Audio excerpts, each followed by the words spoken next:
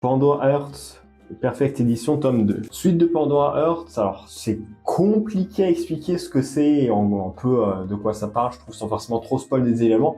Mais putain, qu'est-ce que c'est bon. Déjà, le tome 1, j'avais bien aimé, il y avait des petits rebondissements et des trucs intrigants qui me donnaient envie de continuer. Ce tome, c'est un peu pareil, on va suivre toujours un peu Oz qui va du coup découvrir un peu plus la vérité sur le monde qui l'entoure, les 10 années qui sont passées et son ami Gilbert aussi qui du coup a grandi après ses 10 ans, après son passage dans l'abysse.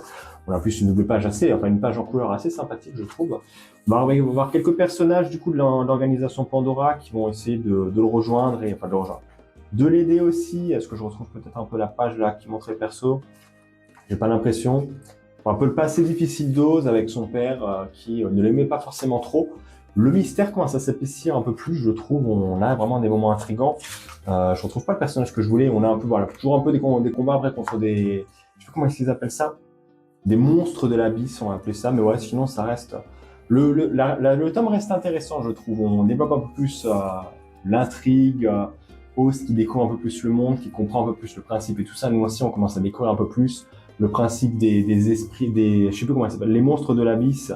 Comment exactement est-ce qu'ils comment est-ce qu'ils travaillent, quel style de pouvoir ils peuvent avoir. On peut voir qu'ils se ressemblent un peu tous à des animaux. On avait déjà le lapin, on a vu une souris, on a vu un chat, on a vu quoi d'autre encore, une licorne. Et un autre, je crois encore, maintenant je me rappelle plus ce que c'était, mais en gros on voit que c'est plus relié un peu à des animaux. Il y a une signification peut-être particulière là-dessus, j'ai hâte de découvrir un peu plus. On a aussi, je pense, l'une des cases, c'est-à-dire la plus marrante, mais j'avoue, ça m'a quand même bien fait marrer avec Oncle Oscar, qui était un peu l'oncle du coup d'Oz qu'on avait vu au début de la série, qui était assez sympathique, qui à un moment dit, ouais, bon, est-ce qu'il faudrait quand même que je lui dise que c'est moi, parce qu'il n'a pas encore reconnu, il faudrait que je lui dise que c'est moi, et que je me présente un peu à lui. Et justement, on a une case, je crois, enfin une page, je crois, quelques pages après, genre ils font Oz et tout ça sont partis défier un peu des gens pour récupérer le chapeau de Gilbert. Et t'as l'oncle d'un coup qui arrive, je vais aider la jeune femme ici, puis t'as le coup, oncle Oscar. Bon, c'est un peu con, un peu difficile à décrire le truc, mais clairement, je pense que le comique de situation en mode quelques pages avant, il faudrait quand même que je me présente, que je lui révèle la vérité, et tout d'un coup, là, de manière totalement inattendue, ça te sort le truc. J'avoue que ça m'a bien fait rire.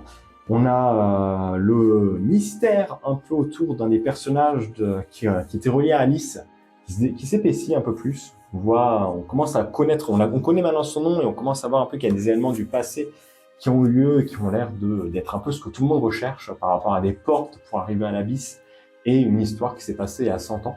Après, ça reste mystérieux, c'est un peu difficile encore de prédire ce que va arriver la suite, mais très curieux de voir ce que nous réserve Pandora Hearts. Et toi, t'en penses quoi?